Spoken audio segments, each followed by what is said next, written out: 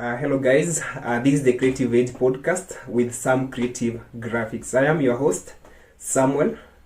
So I'm here to share a concept that is very important for every designer to understand, and that is the psychology of colors in design.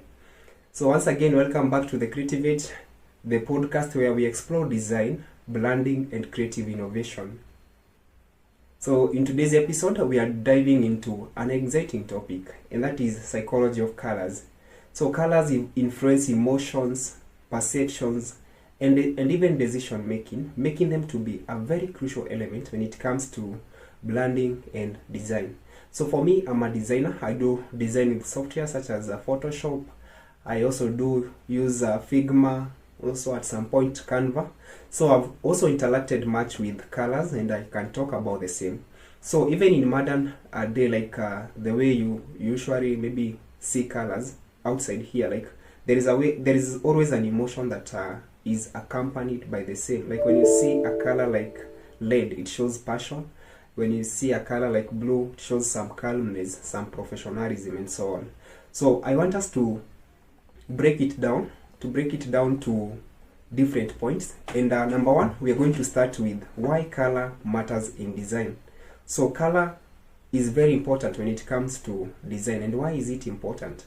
Number one, color evokes emotions. So different colors trigger different moods and emotions. So for you as a designer, you ought to have that concept in mind, knowing that when you use a specific color, it is going to influence, it is going to evoke a certain emotion to your audience. So you have to have that concept of colors so that even as you design, you will be able to align your designs in regards to your audience. Then we have point number two, that color strengthens brand identity. So for every brand, you ought to understand that the color will either strengthen the brand's identity or weaken. So you have to ensure that you are very consistent when it comes to using the colors, and this is very evident even in our modern day. Like we can be able to see from brands such as Coca-Cola, such as Safaricom. These are brands that are very consistent when it comes to colors usage. Like we see that Safaricom uses green. So even for those brand ambassadors, you will see them wearing green t-shirts. Even at their house, maybe when you visit them, you might find maybe they have a green, maybe their house is also decorated using green colors. So what am I saying is that color is very important. It strengthens brand identity. Yes. Then we have point number three when it comes to why color matters in design. It guides users' behavior. So color guides users' behavior.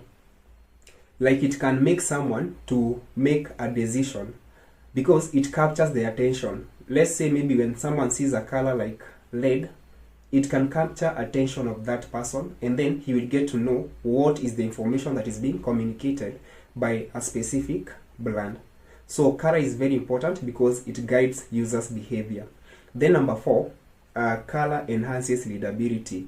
So a color that is very clear in terms of contrast, it makes the audience to understand what information is being communicated by a certain brand. So it is very important for you to master color usage. And when it comes to Photoshop, maybe for instance, we do have a site whereby we get to access our colors